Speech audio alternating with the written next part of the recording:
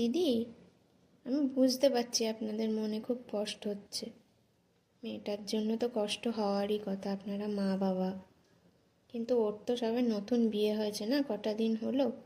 ওকেও তো একটু সুযোগ দিতে হবে মানিয়ে নেওয়ার জন্য শ্বশুরবাড়ির লোকের সাথে। দেখুন না, মেয়ে মানুষ, আপনি আমি সবাই তো একদিন বিয়ে হয় শ্বশুরবাড়ি এসেছিলাম, কি বলেন? আমরাও তো মানিয়ে নিয়েছি।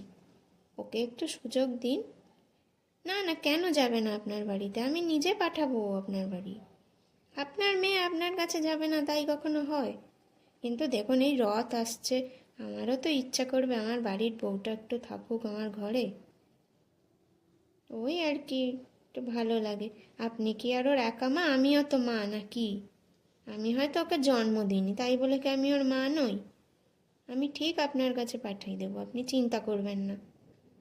মন খারাপ করবেন না দিদি, আপনি দাদাকে একটু বুঝিয়ে বলুন, আমি ঠিক পাঠাবো সময় করে। না, তুই কবে আসছিস?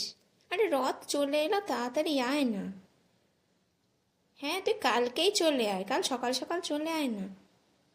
না না, বউকে যেতে দিচ্ছি না। ওর মা ফোন করেছিল তো, বলছিল ওকে পাঠানোর জন্য। আমি বলেছি না, ও থাক, আমাদেরও তো একটু আনন্দ করতে ইচ্ছে করে নাকি। হ্যাঁ তুই আয়, আসলে আমরা একসঙ্গে বরঞ্চ ঘুরবো, মজা করব। তুই চলে আয়, কতদিন তোকে দেখিনি বলতো। চলে আয় তাড়াতাড়ি, দাদুভাইকে নিয়ে আসিস। হ্যাঁ, আমাদের এখানে রথের মেলা হবে তো, নিয়ে আসিস, আমরা একসঙ্গে যাব ঘুরতে। হ্যাঁ, দাদুভাইকে বলবি ওর যা ইচ্ছে ও কিনতে পারে, আমরা আছি তো, আমরা কিনে দেব। জামাইকে বলিস যদি আসে। ও, সময় হবে না? না না, তুই একবার বুঝিয়ে বলিস, বলবি যে মা যেতে বলেছে, দেখবি ঠিক আসবে। না না, জামাই খুব ভালো রে, ও আমার কথা ফেলতে পারবে না, ঠিক আসবে।